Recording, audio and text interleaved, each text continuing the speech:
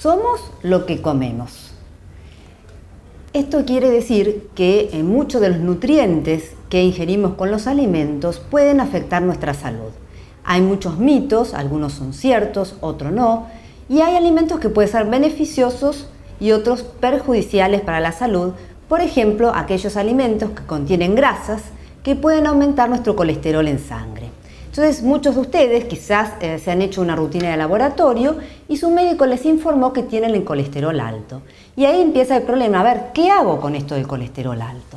Bueno, primero que nada hay que saber que el colesterol alto es un factor de riesgo cardiovascular. Estos factores de riesgo pueden ser modificables, como es la hipertensión arterial, el colesterol alto o lo que se denomina dislipidemias, la diabetes, la obesidad. Es decir, son todos factores sobre los cuales podemos actuar, pero incluso hay otros factores no modificables como la edad, el sexo masculino, la posmenopausia en la mujer, y algo que es importante interrogar al paciente es si tiene familiares directos que han tenido una enfermedad cardiovascular como un infarto antes de los 50 años en los hombres y antes de 60 en las mujeres, lo cual significa que tuvo una enfermedad cardiovascular prematura, que es heredable. Bueno, volviendo al colesterol. El colesterol lo podemos enmarcar en dos aspectos. Cuando hablamos del colesterol endógeno, que produce nuestro cuerpo, el que se mide a partir de los análisis en sangre, y el colesterol exógeno, que es aquel que ingerimos junto con los alimentos. En cuanto al endógeno, lo dosamos en sangre. ¿Cuándo hay que dosar colesterol en sangre? Bueno, según las guías de salud, como el ATP3, que es un consenso de cómo actuar frente a las dislipidemias, y este ATP3, esta guía, dice que toda persona a partir de los 20 años debe dosarse el colesterol cada 5 años si es normal. En cambio, esto tiene que ser más frecuente en prevención secundaria, es decir, cuando la persona ya tuvo un infarto o un evento vascular. Y además se debe dosar en aquellas personas que tengan más de un riesgo de factor cardiovascular. Entonces está el colesterol total, que normalmente tiene que ser menor de 200 miligramos por decilitro, el colesterol HDL, que es el bueno, que tiene que estar alto, es decir, en el hombre tiene que ser mayor de 40 y en la mujer mayor de 50 mililitros por decilitro. Esto quiere decir que mientras más grande es la molécula del HDL, si lo comparamos con una aspiradora, mientras más grande la aspiradora, más limpias vamos a tener las arterias, porque es la fracción que se encarga de llevar otras partículas de colesterol que no son tan buenas hacia el hígado para que se procesen. Por otro lado, tenemos el colesterol LDL, que es el colesterol malo, que debe ser menor de 130 miligramos por decilitro. Y por último, la última fracción es los triglicéridos. Los triglicéridos son una fracción de los lípidos en sangre que es un poco distinta, porque no va a aumentar en sangre por las grasas de la alimentación, sino que va a aumentar por los hidratos de carbono de la alimentación. Para mejorarlo se recomienda tener un perímetro de la cintura adecuado, es decir, menor de 88 centímetros en la mujer y menor de 102 centímetros en el hombre, hacer actividad física, eso es en todos los casos, y evitar el alcohol y los azúcares simples o dulces. El valor de triglicéridos tiene que ser menor de 150. ¿Y qué pasa si está por arriba de 400, que suele suceder? Bueno, es riesgo cardiovascular, pero además se agrega, por ejemplo, el riesgo de pancreatitis. No solamente hay que controlar la alimentación, sino que también tiene que hacer una actividad física regular de 5 veces por semana, a por lo menos 30 minutos. Una actividad aeróbica como puede ser, por ejemplo, la caminata. Y si estos dos factores no solucionan el problema, es decir, que la persona sigue con el colesterol alto porque ya tiene un problema metabólico posiblemente heredado, o tiene un factor de riesgo ya instalado, es decir, ya tuvo un infarto o una angina de pecho, los valores tienen que ser menores Y si no se logran con las medidas generales, el médico decidirá si necesita una ayuda farmacológica, es decir, un medicamento, y elegirá cuál es el más adecuado para este paciente en particular. La alimentación, como siempre digo, tiene que ser rica, placentero, pero poco. Y no dejen de ver las etiquetas de los alimentos, que muchas veces las pasamos por alto porque no entendemos qué es lo que dice, o porque tienen letra chiquita, o porque está en una parte del paquete que no está accesible a la visión fácilmente. Pero bueno, supongamos que ahora consiguieron rápidamente en su casa el paquete de fideos o de una cajita de un flancito envasado, que son generalmente etiquetas que se ven mejor. Cuando vamos a analizar qué pasa con los lípidos, tienen que ir al renglón donde dice grasas totales. Porque ¿qué tenemos que buscar acá? Si son grasas buenas o grasas malas.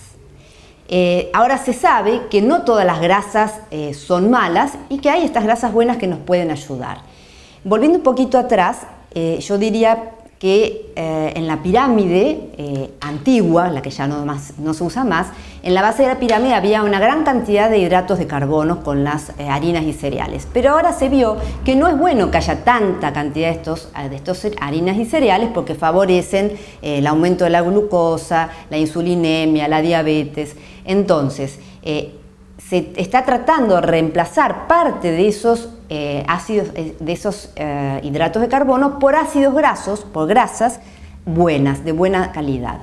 Y eso es lo que vamos a ir a buscar en la etiqueta, a ver qué tiene nuestro alimento. Entonces, las grasas malas son las grasas saturadas y el colesterol. Por ahí ya lo están viendo en la etiqueta.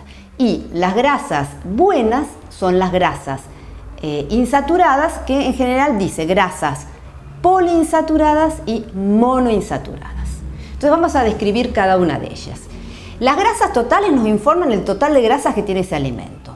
Si uno tiene un problema con el colesterol, lo ideal es que tenga menos del 10% de grasas. Y si tiene menos del 5% de grasas, mejor todavía.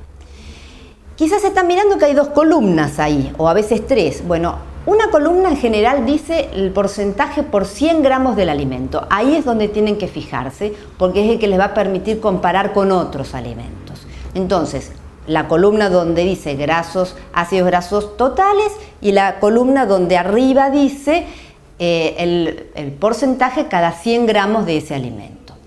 Bueno, entonces las grasas totales ya dijimos, tienen que ser menos del 10%, y si son menores del 5%, mejor todavía. Después tenemos el colesterol total, que puede estar a continuación o un poquito más abajo. El colesterol total de los alimentos es el que nos hace aumentar el colesterol en sangre. Entonces esto tiene que estar bajo, tiene que ser un porcentaje menor que las otras grasas, o puede ser que diga colesterol 0. Hay otra grasa, que es la grasa fantasma, que se llama los ácidos grasos trans. Estos ácidos grasos trans se producen en los alimentos cuando se le agrega aceites hidrogenados, ¿sí? Que son las margarinas. Antes, no hace pocos años, en nuestro país no estaba esto codificado en la ley alimentaria. ¿Qué pasó cuando les dijeron, no, señores, ustedes en la etiqueta tienen que poner el porcentaje de ácidos grasos trans? Entonces, si uno veía ácidos grasos trans altos, ese alimento no era conveniente. Entonces, cambiaron el tipo de grasas y ahora en nuestro país usan el aceite alto oleico, que es el aceite de girasol, que es muy barato porque lo producimos en la Argentina, y con eso hacen los alimentos y no les cambia el sabor y los hacen más sanos. Pero igual quedó esto de que en la etiqueta tiene que decir ácidos grasos trans. En la mayoría van a decir que dice 0. Y si tiene algo de trans, bueno, busquen otro alimento que va a ser un poco más sano. Bueno, terminamos con las grasas malas. Ahora, las grasas buenas son las poliinsaturadas y las monoinsaturadas. Las grasas poliinsaturadas, hilando un poquito más fino, son los omega 6 y los omega 9. Estos ácidos grasos y los omega 3 son beneficiosos para la salud. Entonces, si la etiqueta está en un porcentaje mayor, ese alimento va a ser más saludable. Y los ácidos grasos monoinsaturados los vamos a encontrar, por ejemplo, en la etiqueta de un aceite de oliva o un aceite de canola, ¿sí? Donde también lo tienen las frutas secas, que esto no, bueno, no van a tener la etiqueta, pero sepan que las frutas secas tienen el omega 3, y en el pescado. Entonces, ¿cómo hacemos para incorporar estos ácidos grasos buenos? Bueno, simplemente comiendo más pescado. Vivimos al lado del mar, acá no hay excusas, y podemos adquirir el pescado y cocinarlo en una forma atractiva y rica para que todos puedan incorporar los omega 3. Cuando decimos que una persona ha logrado un nivel metabólico sano, ¿sí? Cuando ha bajado los niveles de colesterol y sus fracciones a los valores que dijimos anteriormente, cuando realiza actividad física en forma regular, cuando conserva un peso saludable, es decir, quizás en este momento se da cuenta está excedido de peso y tenga que tomar medidas para bajar unos kilos, esta combinación de comer rico, placentero y poco, más la actividad física son las claves para vivir mejor.